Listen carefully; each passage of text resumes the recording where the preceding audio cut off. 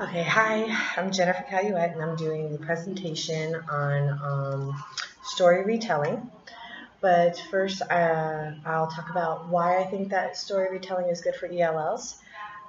For me, it's a more versatile lesson. I like it, actually, and it gives children a bit of freedom. You don't have to stay with one specific thing. They can go with what they relate, what they like, and use their previous knowledge for something that they learn now, something that they're learning new, that kind of thing. Also, it does handle vocabulary, which is great for ELLs, and then it also gives the teacher the opportunity to maybe explain misconceptions about a story, because the student has to explain the story to them and what they see, and that kind of thing. I'll explain what I would do in my classroom with the story retelling, where that would come in. First, I would have done a read aloud. Read alouds are great for elementary students, and I would do this all through elementary read alouds.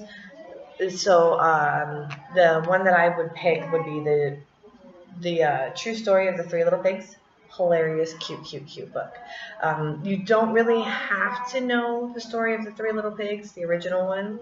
I don't know if it's universal. I would probably check into that to see, or maybe do a short story on the Three Little Pigs, and then so that they understand where this is coming from. And from this, I would do the read aloud. And I know I'm doing the story retelling, but I kind of want to like make it known what I would be asking specifically for the ELLs during the read aloud, so that they could understand the story retelling. So some of the words that I would have brought up was like bright, which because the wolf says that one of the pigs is not too bright. So I would ask the kids, in what sentence would you think of this? Because with English, we have bright as in it's too bright outside, or bright as in they're not very intelligent. So we would like to define the two differences between them. It may be confusing, so it depends on what level ELL students that they're at. Maybe I wouldn't bring it up. What do you think dead as a doornail means? This is also in the book, where the pig is obviously dead and he's not coming back, dead as a doornail. So I had a turn and talk to your partner kind of thing, or anything like that. And then what does it mean to be impolite? Because impolite would be one of the vocabulary words. I would like for them to somehow, when we're doing the story retelling together, we will be using the True Story of the Three Little Pigs. So I would be doing the read aloud one day. The second day, we would do the story retelling, as in I would have one of these laminated, and they're pictured. And with the pictures, I have a house, a little girl, a tie, and then 3 markers, which are colored, and then a bow. I would have like a lesson, like an anchor chart. That's what I was thinking. Like an anchor chart that would explain what each picture means, and the students can have that. I would probably also have it in Spanish as well, just to make them feel a little more comfortable. I'd have it in English and Spanish for them. I don't know if that's a problem, but I don't think it's too much of one. With the story, so I would fill this out with the class. So I would be filling it out with the class, and I would be doing my 5-minute wait times, because no students allowed to shout the answers, that kind of thing. We would do the setting, where does this take place, and it does say in the woods, and then, just kind of simple, and we're not going to go too much into detail. So I would probably do this that day, and I would have them start on their story retelling rope.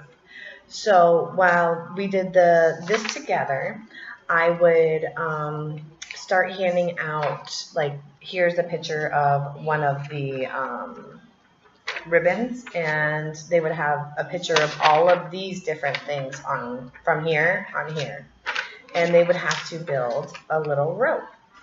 And here is what it would look like. Obviously this may take a little time, and then what they're going to do is they're going to sit down in a group, and they're going to fill out one of these with whichever story they like, whatever their favorite story is. And they're going to have to tell me the setting, the characters, the problem in the story, the beginning, the middle, the end, and the solution. So with pictures and everything, and that it's very kinesthetic, and with also writing it down, I feel like it's a good thing. It's not asking for a lot of writing. It's just asking for like the basic, just a sentence of what you think, happened in the beginning, what happened in the middle, what happened in the end. And then I would have these students, like they can do it individually or as a group, it's to their preference, stand up and in front of myself in the class. They can tell their story.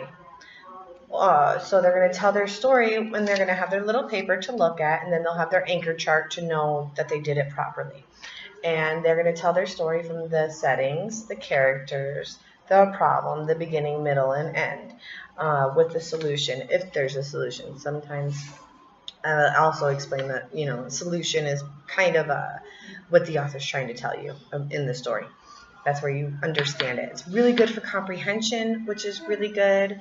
I feel like when a student learns to comprehend what stories are, it becomes easier to read the stories and like stories. It can be pretty basic, or it can be extremely extensive. That's why I like retelling stories, and we kind of always have to do it even when we're retelling movies and we're retelling other things. And whether you're doing it in Spanish and English and French and German, it's always, no matter what, you have to, when you're retelling, you're retelling. So I feel like it's a pretty basic thing that everybody could understand. It'd be very good for ELLs because it helps with vocabulary.